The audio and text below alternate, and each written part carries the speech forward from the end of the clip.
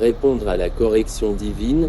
Lisons Hébreux 12 versets 5 à 7, et vous avez oublié cette parole d'encouragement que Dieu vous adresse comme à des fils.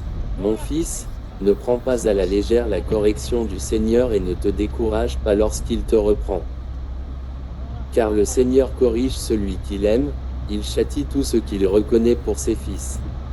Supportez vos souffrances, elles servent à vous corriger. C'est en fils que Dieu vous traite. Quel est le fils que son père ne corrige pas? Le péché nous éloigne toujours de Dieu et entrave son œuvre dans notre vie. Le Seigneur ne permettra pas que nous restions dans des cycles de comportement perpétuels sans nous corriger. Le but de sa correction est de nous former pour que nous participions à sa sainteté. Hébreux 12 verset 10. Pour certains chrétiens, la correction est synonyme de châtiment. Pourtant, l'Écriture enseigne que Jésus a subi notre peine à la croix.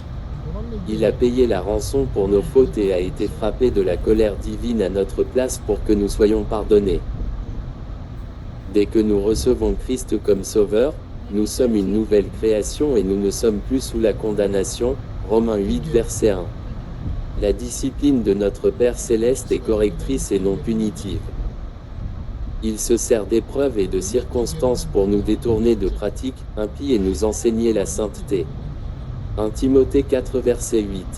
Lorsqu'il nous corrige, nous devrions comprendre que nous avons péché, examiner nos mauvaises actions à la lumière du Saint-Esprit et prendre la correction au sérieux.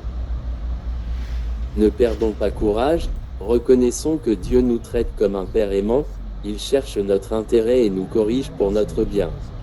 Évitons de nous démener contre ce processus, collaborons avec Dieu et gardons les yeux fixés sur la récolte promise, la justice et la paix.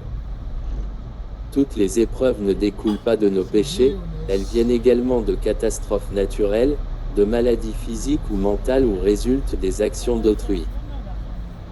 Cependant, si vos problèmes sont la conséquence de vos mauvaises actions, confessez-les et acceptez la correction d'un Père rempli d'amour envers son enfant. Ésaïe 43 verset 4. Amen. Merci Seigneur.